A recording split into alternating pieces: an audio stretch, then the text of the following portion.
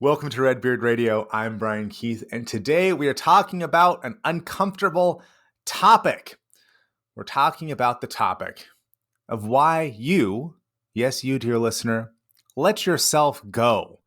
And by let yourself go, I mean that at some point, probably after you started your business, you stopped paying quite so much attention as you used to fitness, to diet, to your lifestyle, and maybe you were doing amazing at your work. Maybe you're doing amazing in all kinds of other areas of life. But for a lot of us, myself included, there have been times where I've just let myself go. And I notice it because maybe I don't look quite so good in clothing, or I think, wow, I really didn't eat very well in the last week. And we're talking today about why that happens. And once we notice it's happening, what we can do to turn ourselves around. We have with us fitness and lifestyle expert Tim Wambach. Welcome to the show, Tim. Well, Brian, thank you so much for having me. I'm excited to join and to talk with your listeners.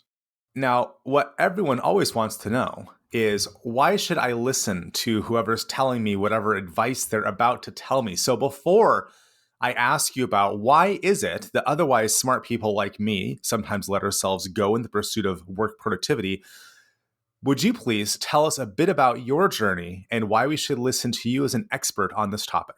Yeah, well, I've been a 26-year quest for self-development and health and fitness. I'm 47 years old. I have 2 kids. Both of them are under 3. So I'm a late bloomer from that perspective. I've been an entrepreneur, motivational speaker, just basically someone who has done so many interesting things. I've ran across America twice. Hold on. You can't just say that. You have to tell us, what do you mean by ran across? Like you Forrest Gumped it up? Yeah, pretty much. I mean, that would bring a whole other litany of questions and stories. But yes, in 2005, August, in 2005, I ran from Orlando, Florida to Chicago, Illinois to raise awareness for cerebral palsy, for the way my buddy Mike Berkson lives, and to show people it was possible because I wasn't a runner before I chose to do that. Okay, we have to do a whole different episode on how it was that you went from not running at all to running across the country twice. But let's just let that slide for now. What I'm going to say real quick, I'll tease it up, but I'll give you one hint at how I was able to do that is I hired a coach.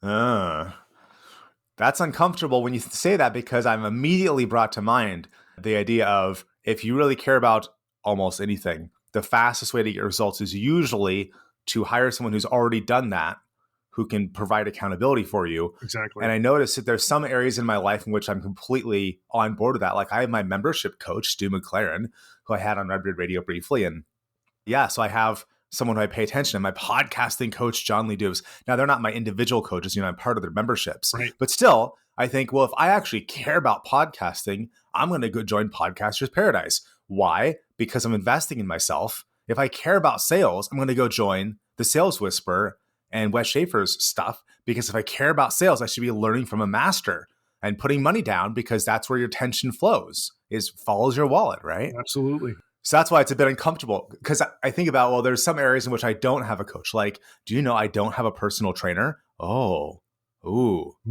That's not as comfortable. Like, I feel great about my podcasting progression, but I don't have a personal trainer. So, but back to you, back to why, besides running across the country twice, which is insane. And when I say that as a mountain climber, I'm really saying something there. Tell us about your health journey and your weight journey. Yeah, so I was my first client. May 4th, 2020, I stepped on the scale and I'd let myself go, kind of like what you were talking about, right? I mean, it was COVID and my wife was 8 months pregnant. And, when my wife wanted to get, Wendy's or Chick-fil-A or McDonald's, I had to get something too, right? So I put on some sympathy weight, I guess you could say, some pregnancy sympathy weight.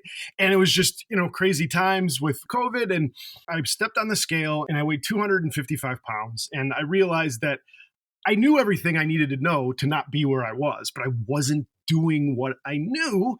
And I decided that it was the last time that I was ever going to be overweight like that.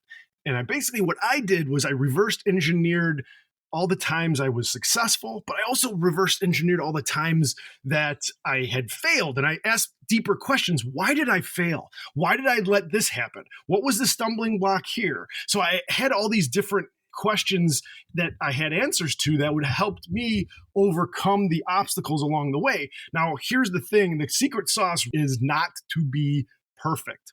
Losing weight and getting in shape is a long game. And when you can do that with a long game in mind, you don't have to be perfect. And then it gives you some flexibility, and then you don't feel necessarily like you are, quote unquote, on a diet or you're sacrificing so much.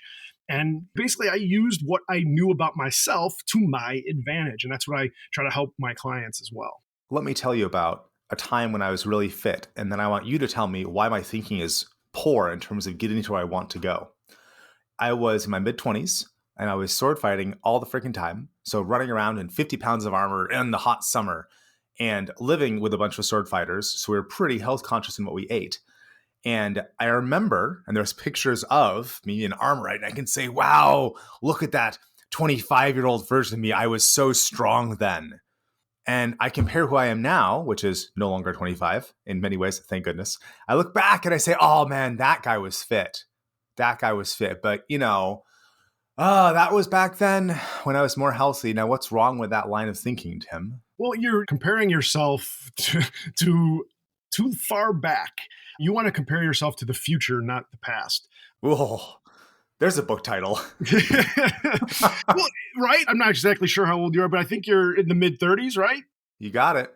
So, I mean, that's a decade ago. So if you're going to try to duplicate what you've done a decade ago, I'm not saying you can't do it, but you have to be able to manage expectations. And you sounded like that was your whole life. You're not your whole life, but it seemed like that was the major part of your life.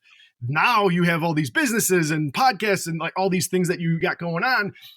It's not your main focus. So that's also the big piece. If that's your main focus, you're going to be able to establish certain expertise. For the average entrepreneur listening to this episode, how can they tell if their expectations of their fitness, of their diet, of their activity level, how can they tell if their expectations are on target or are, like me, pining for a past that doesn't exist now and thus just not even trying because, well, I can't be that fit or it's impossible because I'm no longer just training all the time? Right. Well, I think it really kind of depends on what metrics you're looking to manage. And that really kind of comes down to, usually it's scale, right? And I'm not a huge advocate of the scale, but at the end of the day, it's an easy tool, easy metric to use. So the first thing I would say is I think a lot of times people have unrealistic expectations about quick weight loss. And what happens when we have that quick weight loss is we're not establishing the habits that are going to be long-term. So that's really what I would say first and foremost is you have to know what metrics you're tracking and know why you're tracking them. So if you're talking about sword fighting, you need to go into why you want to do that and then work backwards and see what milestones you need to create in order to get back to where you were. And again, it might take you a long time, but that's okay. So one of the things that I really like to do with my guys is kind of get short-term goals, 3 to 6 weeks, and a long-term goal, 6 to 12 months. One of the things that when you're talking about managing expectations and looking for metrics and tools, 6 pounds a month is, I don't want to say the sweet spot, but it's a solid tracking for you to hit, that you're not going overboard and you're building habits that you can consistently duplicate. I would say 8 pounds is probably the most you want to lose in a month. So then if you're looking at 6 pounds, then you say, how many pounds do I want to lose? And that's why I have 6 to 12 months. If they say that they want to lose 60 pounds, well, then you're looking at 10 months to be able to do that. And then when you have a 10-month as your roadmap, as your guideline, as your blueprint, then you understand that, you can be flexible with your program, but also, you still have to be consistent, but it's not overwhelming as long as you can keep that long-term goal in mind. With the business owners you work with, do you think it's usually more productive to think about how much weight they want to lose per month or total? Or do you think it's more useful to think about things they want to be able to do, like running 2 miles in whatever time or being able to go on an all-day hike with their kids? Right. It depends, right? I think I typically focus on fathers, right? Flexing Fatherhood is the name of the coaching business I have. So yes, I think each client, I find out what their family situation is about. and see what kind of activities they want to do, whether that's bike riding or, like you said, hiking or what have you. So it depends from each client. I like to dive deep to find out what makes certain individuals tick.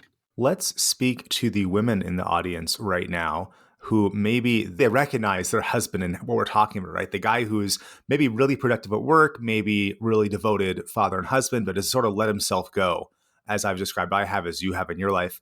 It all goes in cycles. But talking to the women folk out there, what would you say to them if they notice that their guy could really benefit from a reorientation on his own health and fitness?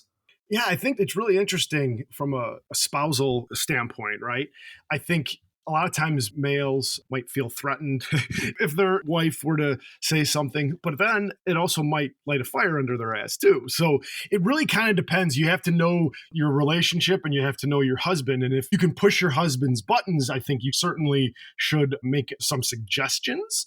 I wouldn't necessarily go into any hardcore arguments or anything like that, but I think definitely suggestions, subtle suggestions. I mean, women, I think, are really good at that, especially. So I think they would have to use their intuitive maternal instincts to kind of maybe leave certain things, around the house or, something that will motivate their husbands. Like leaving this podcast episode open on their husband's phone. Yeah, you could do something like that, But, and also, I think from our standpoint, the men in the audience, I feel that when you do get a handle on your weight, your sex life improves. And that's something that also is very uncomfortable to talk about. And I definitely noticed that. So I lost 60 pounds and I'm still losing weight.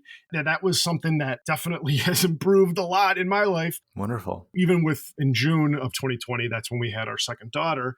So even post-pregnancy, like that's, and with two small kids, it's still been arrow pointing up. So that's been very nice to be a part of. That's wonderful. Tell me about motivation. I've been reading this book by BJ Fogg called Tiny Habits, which I was introduced to by my friend George Suderkoff, who did an episode on that for Redbeard Radio. And one of the things BJ Fogg talks about is the importance of celebrations to encode habits. And I'd love to hear about some of the ways you found when working with your clients to help them celebrate their progress to really bridge the gap between that 3 to 6 week goal and that 6 to 12 month goal. What actually works to help entrepreneurial fathers change their habits? And again, everyone's different. I got a text this morning. One of my clients is under 260 for the first time in, I think he said, in like a decade. So like that validation, that him sending me that text was his way of celebrating, right? Being able to do that. And then there are other guys, I'll send thank you cards in the mail to and things like that. So it really kind of depends on, again, the relationship I have with them. That's what I really try to focus on, is building relationships. And I care about them. And I care about how they progress through the system. And it's all about trying to figure out, what are those buttons? Everyone is different. Celebrations can come in many different forms and shapes. I know you have your coaching program for guys who want to go all in.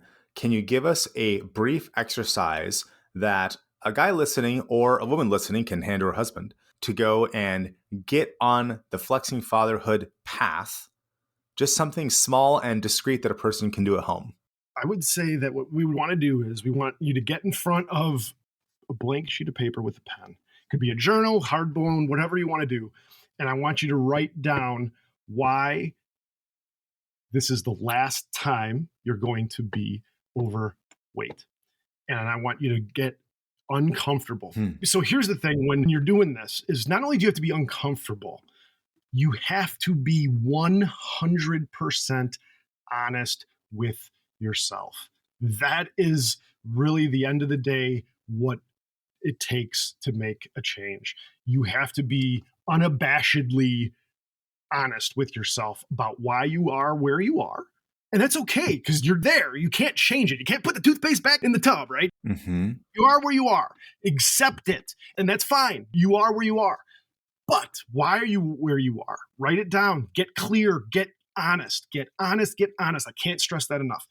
But then after you say why you've been where you are, now, why will you change? Those words become the lifeblood in your initial journey. And I really, what I like to look at is that first month, you really have to build up what I call escape velocity, where you can use those words to take your habits to another level and to be on par with consistency, because consistency is the name of the game. And like I said, being honest is really the best form for you to get on the right track. After someone's written down why they are where they are and why it's going to be the last time, how can they get that information to you to start that conversation? They can email me at tim@flexingfatherhood.com. I like to start small, like find out what their diet's like, what their sleep is like, what their movement's like, what their mobility is like, and find out what their nutrition is like, right? So these things all kind of factor in. And I like to look at a health history and find out some of the things that they've gone through in their life and see what we can use, like I said before, using what has worked in the past for you and using what's not worked in the past, for you as well. I love it. You're reminding me of Stephen Pressfield in his book, Turning Pro, where he talks about coming from the land of the amateur into the land of the professional. And it's this change. It's the 300 at Thermopylae, where you just say, no, I am done with whatever that behavior is. Right. And you say, it's over. I'm not doing it again. And having that pure reason, that powerful reason to start off with feels so important. Oh, Stephen Pressfield is such a American treasure is what I like to call him. Yeah. The stuff that he has written has been game-changing in a lot of different avenues. For folks who don't know this author, if you've seen the movie 300, it was based on his book, Gates of Fire. He's also written Alcibiades. He's written The Legend of Bagger Vance, I believe. Yes. He's written 5 nonfiction books like The War of Art, Turning Pro, No One Wants to Read Your Shit. That's a great one too. And 2 other ones. And then he has in his imprint Black Irish books, where he has a bunch of short jabs that are just these like micro books on a particular topic about how to write better. Do the work. Do the work, right. That's one of the 5, yeah. Yeah. I basically have all his books. Big fanboy over here. Yeah. He was just on a podcast, Mark Divine, I think it was his name. Yeah. That he was Unbeatable Mind podcast. He was just on. It was awesome. I love Pressfield, and I definitely kind of try to incorporate some of his teachings and learnings into, what I do with my clients. I don't know if it's him or someone else, but they call this moment of amateur to pro, they call it the burning the boats moment. Right. Where you have to actually have the level of commitment of saying no more, burning the boats. As of this moment, I'm a new person. And one of the aspects of that idea is that you were saying before, like you are where you are. All those decisions have already happened. Yep. So there's no energy, there's no value in pining for the past. All you can do is say, who am I today? I like what Mark LeBlanc says about this. He's a business coach, growingyourbusiness.com. And he says, you can't take what happened last week and then apply that to this week, where if your target is 3 sales calls per day, the fact that you made 3 sales calls yesterday, that you actually made your quota yesterday, has no impact on today. You don't get a free pass. Right. Did you close all 3 of your calls yesterday? It doesn't matter. Start today. You have to make 3 calls today. Did you get 3 voicemails yesterday? It doesn't matter. You're starting today from scratch. You let last week's numbers be last week's numbers, yesterday's numbers be yesterday's numbers. You don't let that infect what you're currently doing. Don't distract yourself. And it's this beautiful message of you're just turning pro, and how you describe that health journey, like your client who just hit 260 for the first time in a decade. Under 260. The past is the past. Everything that he took to get here is here. None of it matters anymore. That right now, all he is under 260, and he's aimed at whatever his number is. And I love that clarity that you help people achieve. It's great. Like you said, about the past is the past. The other thing, is you can't hire someone to do your own push-ups, right? You got to do the work, like we've been saying. Like that's the thing. And that's why, sometimes it is difficult because, life gets in the way, family gets in the way, but that's why strategies and habits are the bedrocks to help you get out of the hole that you're in. Love it. Okay, folks. So it's tim@flexingfatherhood.com. That's the place to send the why are you where you are and why are you never going to be at where you're at again. And then Tim, if folks want to follow you on social media, what's the best places to do that? Facebook, you can just find Tim Wambach. At Twitter is @Tim Wambach. And then Instagram is @FlexingFatherhood. That's where I'm at on these social media. Great. Tim, thanks for being on the show. Well, thank you, Brian. I appreciate your time. Appreciate you bringing me on.